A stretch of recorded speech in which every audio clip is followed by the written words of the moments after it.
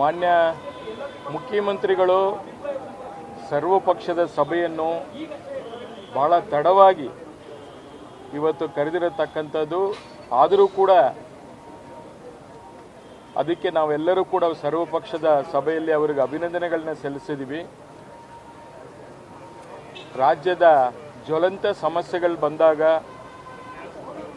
ಈ ಥರ ಒಂದು ವಿಷಯಗಳು, ಅದು ನೀರಾವರಿ ಇರ್ಬೋದು, ಬೇರೆ ಬೇರೆ ಯಾವುದೇ ಸಮಸ್ಯೆಗಳಿರ್ಬೋದು, ಒಂದು ಸಲಹಾ ಸಮಿತಿಯನ್ನು ರಚನೆ ಮಾಡಬೇಕು.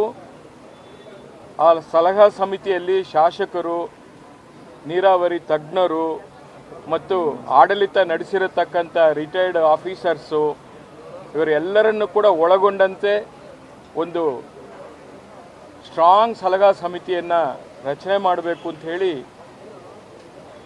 ಸಲಹೆಯನ್ನು ಕೊಟ್ಟಿದ್ದೀವಿ.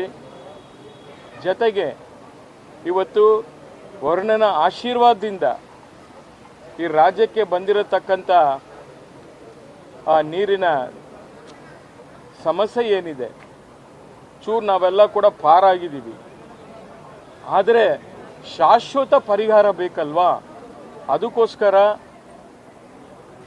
ಕೇಂದ್ರದ ಪ್ರಧಾನಮಂತ್ರಿಗಳು ಹಾಗೂ ಜಲಸಂಪನ್ಮೂಲ ಸಚಿವರು ಅವರ ಎಲ್ಲರನ್ನೂ ಕೂಡ ಸರ್ವಪಕ್ಷದ ಸಭೆಯನ್ನು, ಸರ್ವಪಕ್ಷದ ತಂಡವನ್ನು ಕರೆದುಕೊಂಡು ಹೋಗಿ ನಮ್ಮ ರಾಜ್ಯದ ನಮ್ಮ ರೈತರು ಏನು ಕಷ್ಟವನ್ನು ಅನುಭವಿಸ್ತಾ ಇದ್ದಾರೆ, ಮುಂದಿನ ದಿನಗಳಲ್ಲಿ ನಮ್ಮ ಕುಡಿಯುವ ನೀರಿಗೆ ಏನು ಆಘಾಕಾರ ಆಗ್ತಾ ಇದೆ, ಇದು ಎಲ್ಲವನ್ನೂ ಕೂಡ ನಾವು ಅವರು ಮನದಟ್ಟು ಮಾಡಿ ಅವರಿಗೆ ತಿಳಿಸುವಂಥ ಕೆಲಸವನ್ನು ಮಾಡಬೇಕು.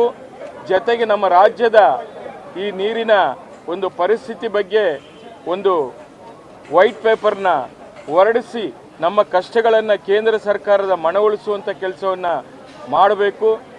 ನಮ್ಮ ಮಾಜಿ ಪ್ರಧಾನಿಗಳಾದಂಥ ಸನ್ಮಾನ್ಯ ದೇವೇಗೌಡರ ಒಂದು ಮಾರ್ಗದರ್ಶನವನ್ನು ಕೂಡ ಪಡೆದರೆ ಸೂಕ್ತ ಅನ್ನೋದನ್ನು ಈ ಸಂದರ್ಭದಲ್ಲಿ ನಾವು ಹೇಳಲಿಕ್ಕೆ ಬಯಸ್ತಾ ಇದ್ದೀನಿ.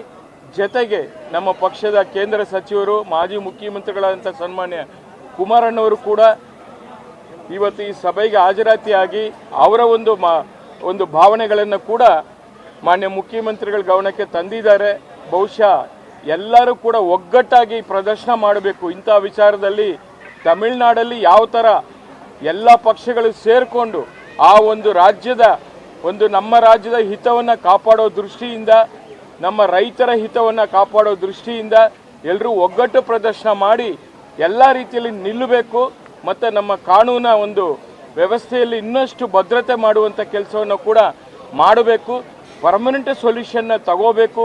ಸರ್ಕಾರಗಳು ಬರುತ್ತೆ ಹೋಗುತ್ತೆ, ಮುಖ್ಯಮಂತ್ರಿಗಳು ಬರ್ತಾರೆ ಹೋಗ್ತಾರೆ, ಆದರೆ ಪರ್ಮನೆಂಟ್ ಸೊಲ್ಯೂಷನ್ ಆಗಬೇಕು ಅಂತೇಳಿ ಎಲ್ಲರೂ ಕೂಡ ಪಕ್ಷಾತೀತವಾಗಿ ಮಾನ್ಯ ಮುಖ್ಯಮಂತ್ರಿಗಳಿಗೆ ತಿಳಿಸುವಂಥ ಕೆಲಸವನ್ನು ಮಾಡಿದ್ದೀವಿ.